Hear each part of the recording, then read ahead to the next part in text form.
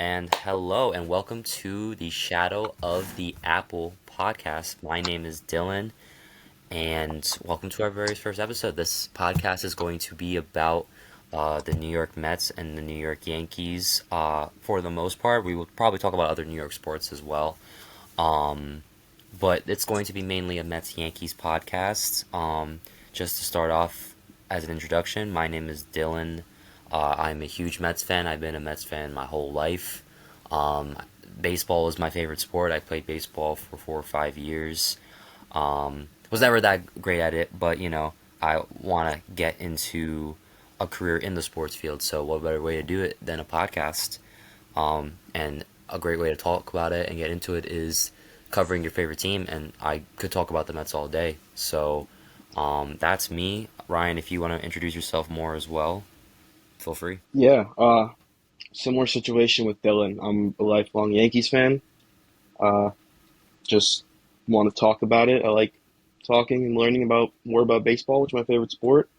And yeah, this is a good way to do it, I guess. Yeah, me and Ryan were actually covered sports at our high school. We never got to cover baseball, unfortunately, but we're covering it right here. So let's get straight into it. Obviously, last hmm series just happened. We did talk about the off season in another episode, but due to technical difficulties, we had a lot of issues. So the episode unfortunately got lost in the abyss of Riverside Studio. So we could briefly talk about the offseason on both squads just a little bit. I'll start with my team, the New York Mets. A lot of changes, obviously. You lost Pete Alonso, you lost Edwin Diaz. A lot of the guys you brought in during the deadline, especially the bullpen, left. Rogers, Helsley, Gregory Soto. Um, you let a bunch of these guys walk. Jeff McNeil gets traded, Brandon Nimmo gets traded. But in return, you get Marcus Simeon. They get Luis Robert, who played a big role last weekend. Bo Bichette, who didn't play a big role until last weekend. We're both going to get into both. Um, but, Jorge Polanco, they signed as well. They made a lot of moves. Freddie Peralta, they traded for. Tobias Myers was in that trade as well. So they really revamped most of the core and the bullpen because you signed Luke Weaver and you signed Devin Williams as well, while also keeping some guys like Brooks Raley. So, the Mets are in a whole completely different team right now. But, you know, uh, so far after this weekend, they haven't looked too bad. Um, but that was really just a brief summary of the Mets season. It was for Met fans, it was a big adjustment to see like big guys who have stood there forever, like Brandon Nimmo, who've been there for 9 years. Alonso, who had been a huge core piece of the team. Same with McNeil, and same with Diaz. Like a lot of these guys were, guys you get attached to, and it's definitely was a big adjustment for Mets fans. But now, the team's definitely shaping up to be pretty solid so far. I really didn't have a whole lot of expectations going into the first season because when you don't know a lot about your own players, and a lot of these players are completely new, your expectations I guess are low. Um, but that would be the Mets off season. We can get right straight into the Yankees off season before we talk about both their series. So Ryan, if you want to just go right into it with the Yankees as well. Yeah, well, with the Yankees, you said with the Mets, it's like a whole complete different team. With the Yankees, it's a complete opposite. It's basically the same team from last year. The whole storyline was running it back, and that's basically what they're doing. Uh, the big additions were also guys we had last year, so bringing back Bellinger on a longer deal. Trent Grisham accepted the qualifying offer. Um, and that was really it. There was not much movement for the Yankees, it felt like, in this offseason. Some of the biggest additions were addition by subtraction. Lost Devin Williams, Luke Weaver. Hopefully they work out for the Mets, but they didn't work out for us last year. Yeah. And and yeah, the biggest new name to come in, I would say, is probably Ryan Weathers. He's has his first start tonight against the Mariners. But when it comes to running it back, it is the same team that we had in October, but not the same team we had last opening day. There's a difference there. I mean, Ryan McMahon wasn't here. Mm-hmm. Jose Caballero wasn't here. Cam Schlittler was still in Double A at the time. We have Garrett Cole coming back soon. He didn't pitch at all last year. Yes, Rosario. So the team is different. Yeah, Ahmed Rosario as well. So the team is different. Uh, David Bednar also big piece. So yeah, the team is different than it was last opening day. Not different than it was in October though. Yeah, and I But definitely want to add because something that I completely forgot to bring up last time we spoke was just having Garrett Cole back. That's like an off-season move in itself. He was gone all of last year, yeah, and now you're gonna have him, and you see Schlittler, and and he had a really good first start, which we'll get into. Um, but just that addition alone is gonna make the rotation look so much better. You're gonna have Max Fried in his second year, and he was very, very good with the New York Yankees last year. yep, So, I mean, the rotation looks pretty good in my opinion. yeah. I thought they looked really great in that series. The whole pitching staff did. Yeah, so let's get right into the Yankee series. They were actually the first team to play. Really weird for MLB. Usually they have every team play on Thursday, but they decided to have one team play a day before. Uh, Hmm. First and foremost, the first ever Netflix stream for baseball. And there were a lot of complaints. One of the first things that I noticed was when I first tuned to the game, and Rafael Devers looked like he was being photoshopped Yeah, he looked like a hologram. out of his plate appearance.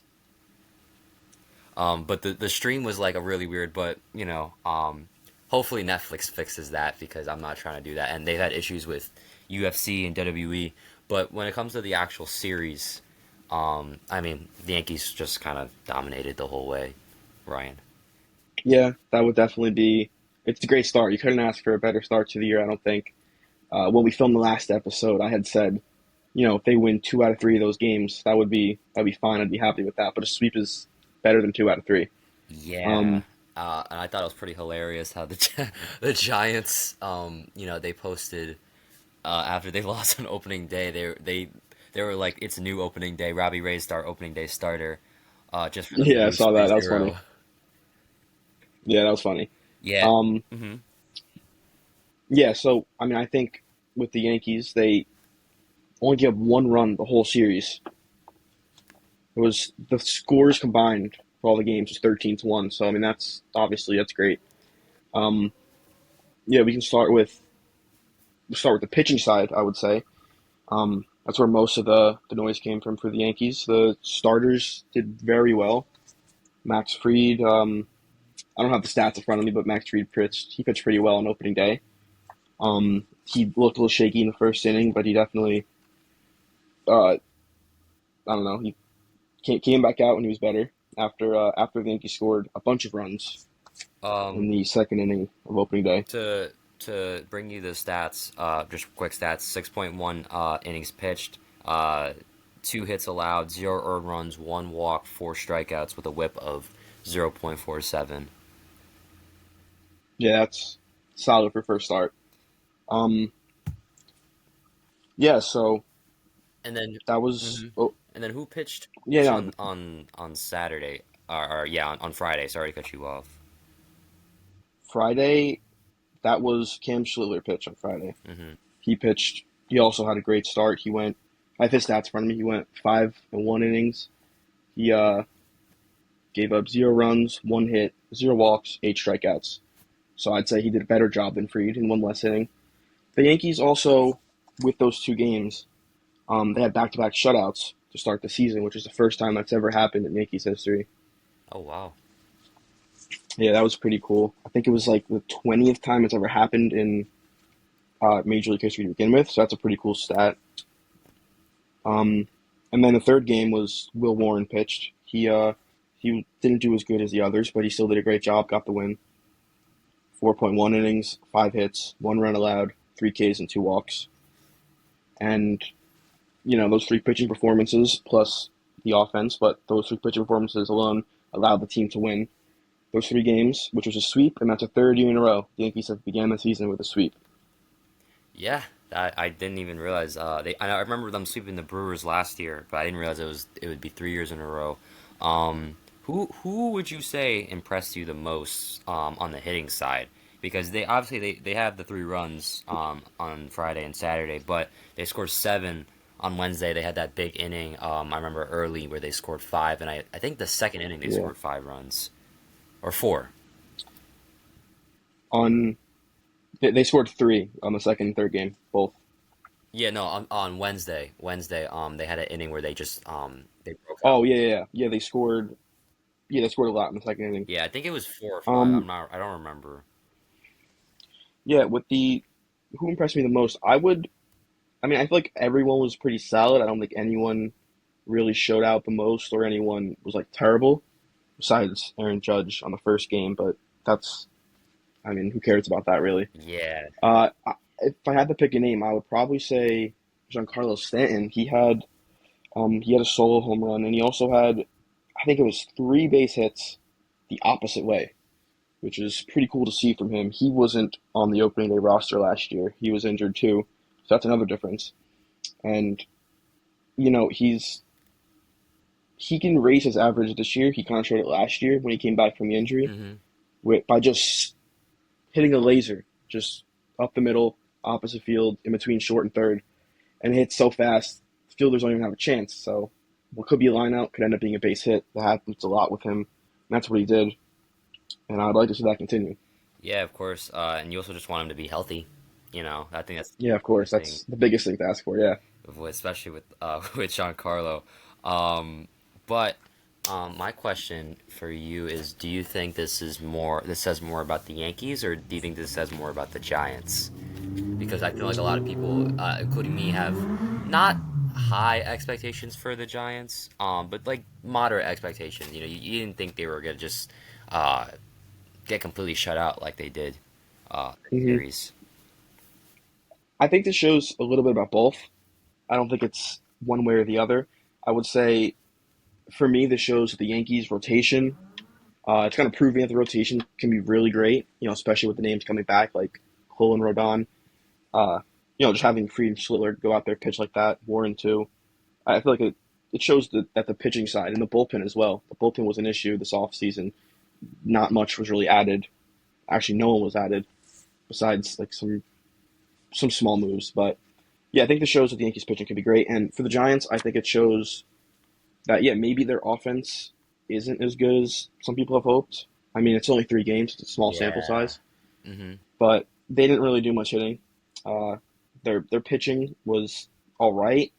I mean, their ace Logan Webb gave up most of the runs in the first game, so you'd assume he'd have a good start his next time out. Just could have just been an opening day issue. The game also started, I think, like 30 minutes late on opening night because of all the pregame ceremonies that Netflix had going on. So that could have thrown him off a little bit. Yeah. Yeah, I don't think it says too much about either team. I think it just shows, Hmm. it's just excitement for Yankees fans and maybe a little disappointment for Giants fans.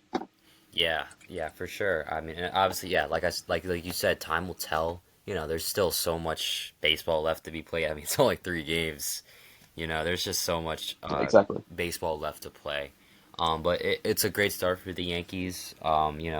There's always high expectations for the Yankees whenever they play. So, you just gotta hope they live up to the standard. hmm But Yeah, so I hope. let's talk about the next series, the Mets Pirates series. So they started their season on Thursday. It was the first game of the day, the first full slate of opening day games on Peacock, and what a roller coaster of the first few innings of that game was. So, I mean, just before we get into like any of the players, any of the stats, I mean, the season the season starts with Freddie Peralta giving up a 2-run homer to Brandon Lowe, and I remember us literally texting, and Ryan, you were like, oh, well, enjoy the game, and then like he hits a home run right afterwards. Yeah, that might be my fault. Sorry about that. Yeah, but then the first inning, probably the biggest surprise of that whole game is Paul Skeens getting out in the first inning, and you could argue how much of it was his fault or not. Obviously, uh, O'Neill Cruz's errors in center field played a big role. Him overestimating Brett Beatty's fly ball going way over his head, and then a Marcus Simeon pop up getting caught in the sun, which helped the Mets get a bunch of runs in that inning. It Mhm. was just a really, really, really bad start for the Pirates, and they had to take Skeens out all the way in the first inning, which gives them a 67.50 ERA on the year. So just a crazy start for the Mets. They ended up putting 5 runs in that inning, but Yeah, I don't mhm. think. I'm sorry. I don't think anyone could have predicted that for Paul Skeens. I mean, you can argue it wasn't his fault, and but I mean, he did allow some base runners before the errors, so he didn't really help himself out. But I mean, that was brutal, shocking to see. Yeah, it was, and especially because Skeens, had a very good WBC, which we didn't really mention a whole Hmm. lot. But I think the WBC could help or hurt some players in some ways. But Skeens, just was coming off that semifinal, a great start against the Dominican Republic. So just off of that, having a good performance and just kind of getting hit with this barrage of poor outfielding by his teammates, and then the Mets hitting, got him all the way out in the first. So that was a huge shock. But then the rest of the game was the Mets. I feel like had control, but then there was just sometimes that things got a little close just because it was just got shaky. Freddie Peralta giving up another home run to Brandon Lowe. Um, so Freddie Peralta, and we could talk about Freddie Peralta in a bit, but the Mets ended up winning that game 11-7. Overall, it was a fun game. It made you happy. Obviously you want to get the win, but there were a lot of things that kept you optimistic about the rest of the season. The key I guess key moments for me would be Carson Bench and Francisco Alvarez hitting back to back homers. And big for both of them because, for one, you got Bench, who is um, making the opening day roster as a rookie, just starting off. We talked about that a little bit in our first episode that we recorded. Just the unpredictability of having someone just really on the whole team because obviously you got players coming over from other teams, but you also have Bench, who is a prospect who has never played Major League Baseball before going into this. So you're kind of just hoping you get what you get with the rookie, but he ends up getting a home run in his very first hit. Um, and then Alvarez hitting a bomb, and that's big for me because Alvarez is a player who has had a lot of inconsistency issues, and for me, really because of his injury problems. Every time he has gotten hurt and coming back from injury, he just hasn't played as well. Um, it's shown. It's shown these last 2 seasons with the Mets when he has come back from injury. He just hasn't been that same player that you saw in his rookie year, where he was incredible.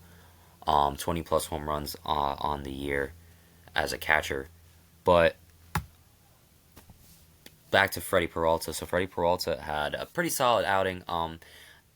For his first game, he got the job done. He had 4 runs allowed that were earned, 6 hits allowed, no walks, 7 strikeouts, and 2 home runs allowed. Obviously, both to Brandon Lowe, but ended up getting the win. But I mean, I guess the biggest thing you expect a little bit more. I guess Met fans, I guess, expect a little bit more because when they brought him in, they kind of brought him in to be like their ace. I don't really think Freddie Peralta is good, like ace worthy in my opinion, but I do think he's still a good starter and he will be good for the Mets. Um, but he ended up getting the job done.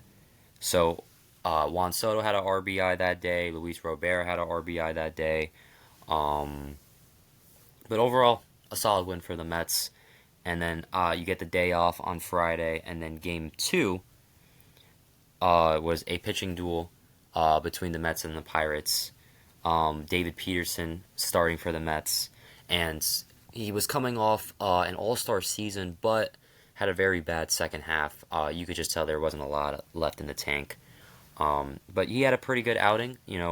No runs allowed, 3 strikeouts, and 5 innings pitched. So overall, a solid inning or a solid outing for David Peterson. But the hero of the story in that game was Luis Robert hitting a 3-run walk-off homer straight to center field in a huge moment for the New York Mets, getting one, obviously the win, winning the series, but showing that this team has fight in them because the New York Mets, just to put in perspective, the New York Mets were 0-70 when trailing after the eighth inning. So after the eighth inning, it was almost a guarantee last year that the Mets were not going to win that game. So they did something that last year's team was struggling to do all year. But just a great moment. Second year in a row, they get a walk off in the second home game of the year because they walked it off last year in their second home game against the Blue Jays. So, but they get the win there, and then they lose in extras on Sunday. Not much really happened in that game. Nolan McLean was the starter. I felt like he did okay. Um, Obviously, I'm not expecting Nolan McLean to do what he did. What he did, just a small sample of last year, do it all of 2026. Um, 5 innings pitched, 4 hits allowed, 2 earned runs, 2 walks, and 8 strikeouts. So the strikeouts are obviously there. But I think the biggest thing for the Mets, um, that was a big issue last year was pitchers not going deep.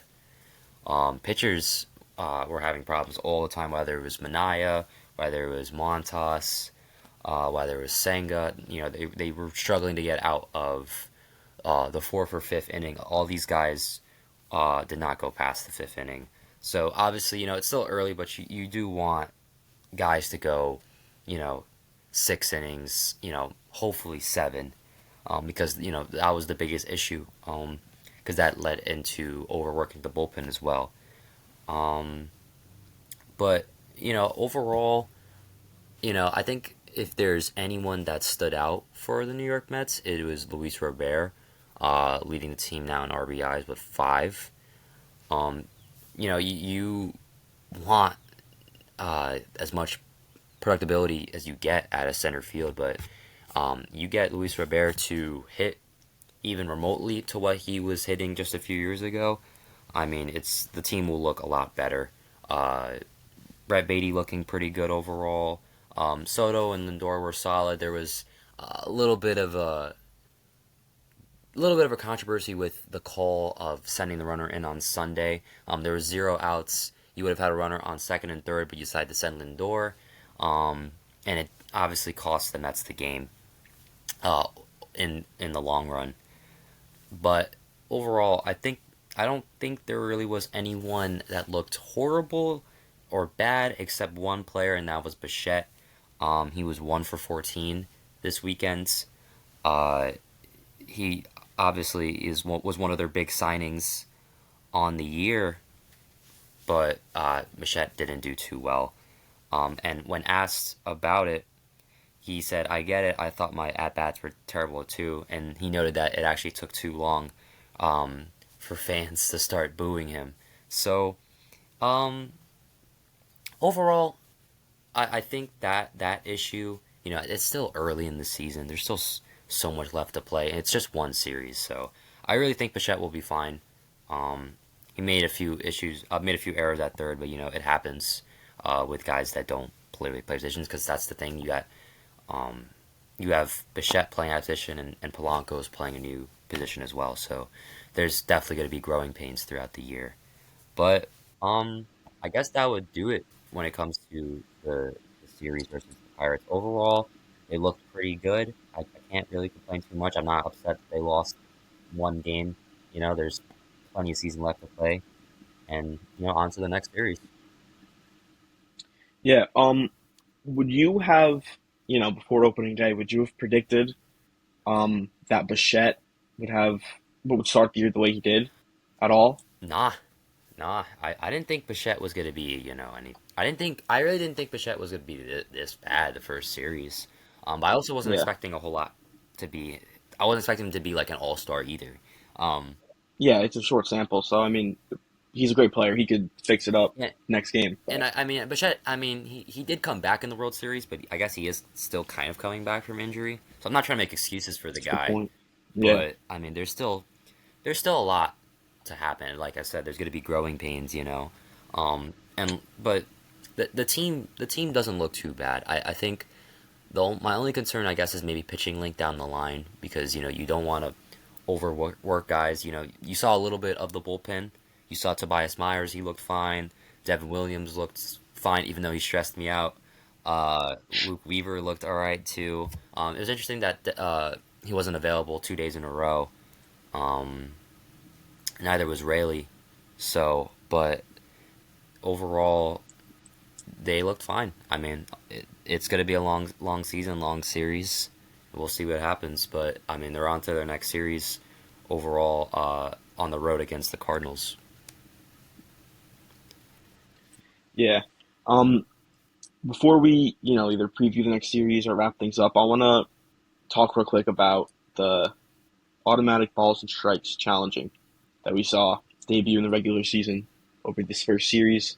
Um, for the Yankees, I feel like it benefited us a lot. Um, Austin Wells looked great, making some calls behind the plate. I don't think the Yankees got a call wrong throughout the series, except for Jose Caballero on opening day, which was the first ever challenge. So yeah, I think it looks. I like the way the team is using it, only in crucial situations later in the game. That's expected. Most teams are probably going to do that. There was a strike call on Aaron Judge before in the at bat, he hit his home run, first home run of the year, off Robbie Ray. There was a call that was a strike below the zone, at or below his knees, and that's been a call throughout his career that he's always got called a strike because he's so tall, and it's been really frustrating to watch for the last decade basically. And he was finally able to do something about it. He tapped his helmet. They looked at the review, and it was a ball, reversed to a ball, and he ended up hitting a home run on that at bat. So that was really great to watch after all those years of watching him not being able to do anything about that call. Yeah, I agree with the ABS being great for baseball. It's very good because these umpires, they aren't human, or they're human, because they're gonna make Hmm. mistakes. So you add that into it, and it you can almost call. Well, because the thing about the ABS challenge is that you can only get a few challenges, but it's closer we can get to calling a near perfect game.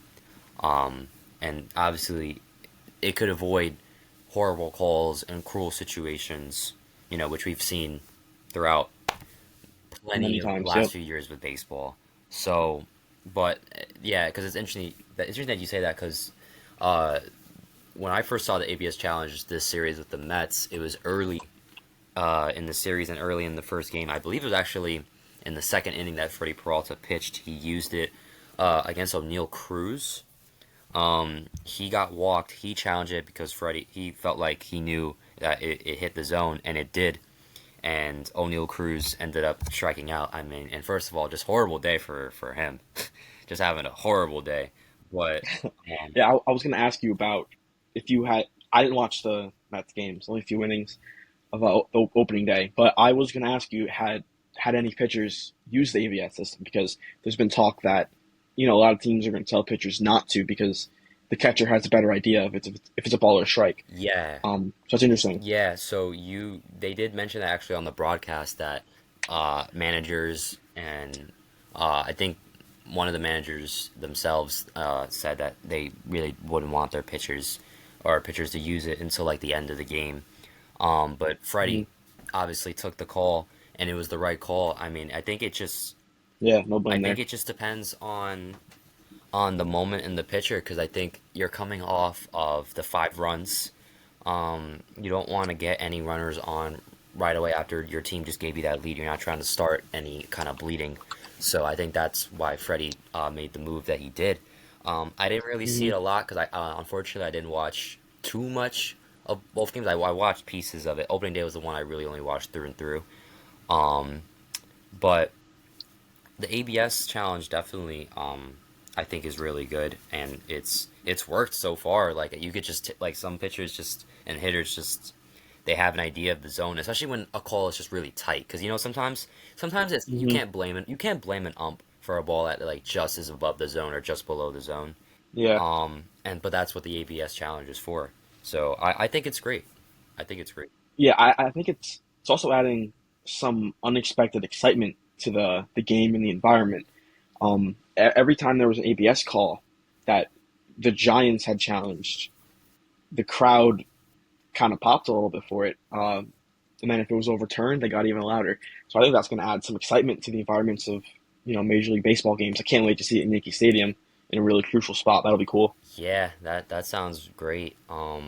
For sure. Like the you when I was watching the Mets game, there was like a cheer and a pop when the challenges get overturned. So yeah, I definitely agree with that. But um, overall, I mean, I would say both teams look pretty good. I think the Yankees are playing the Mariners next. They got three Yep, games against Seattle. them. If there's anything you want to talk about that series, feel free. Yeah, not much. Just Ryan Weathers makes his first start tonight. Mentioned that earlier. Hmm. Not sure what to expect from him. Hopefully, great start to continue what the other three starters have done. And then it's back to the top. We're running a four-man rotation right now, so it's going to go back to Fried and Schlittler to finish the series. Yeah, the only addition thing I want to talk about is the MVP race from last year with the American League. Judge and Cal Raleigh get to play each other for the first time this year. Hmm. Aaron Judge usually hits really well in Seattle. Usually has, I mean, I feel like he has a lot of really deep home runs there. And Cal Riley's start of the year, he started the year pretty rough. I think he's like two for whatever. I think Judge is too actually, but they're both home runs, so that's different. But yeah, so it'll be cool to see those two play each other. They were on Team USA together. That's about Yeah, it.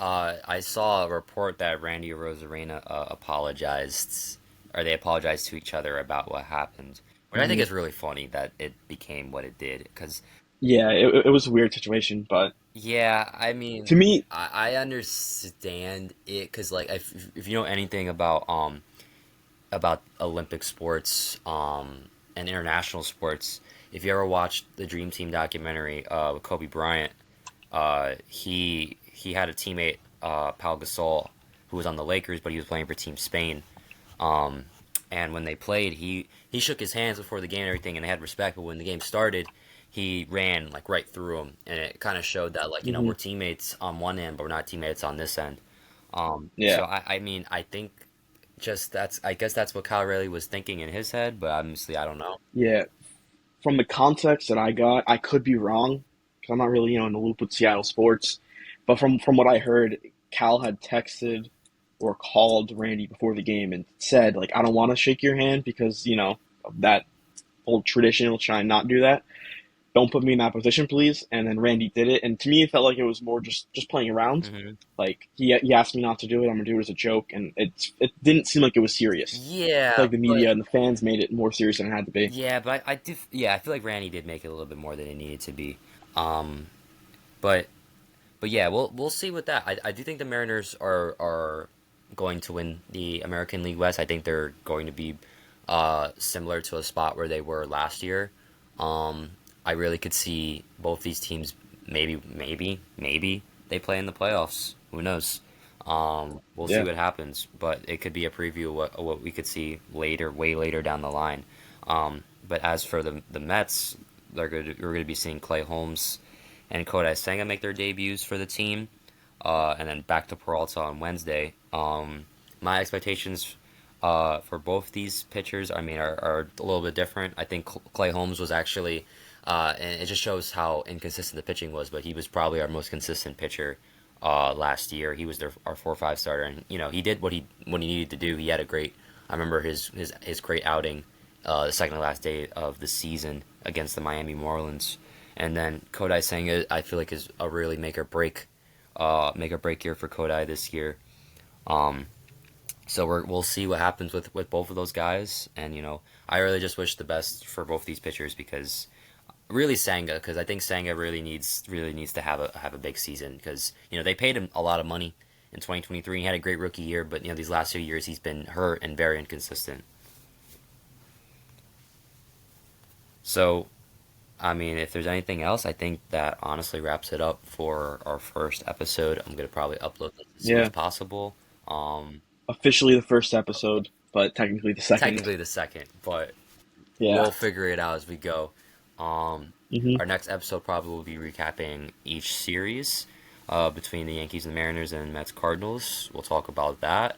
If anything else pops up, we could talk about it. There's probably things that we haven't talked about yet or drama yet, but we could always leave that for other episodes. So, with that being said, thank you, Ryan, and we'll see you in the next episode of Shadow the Apple.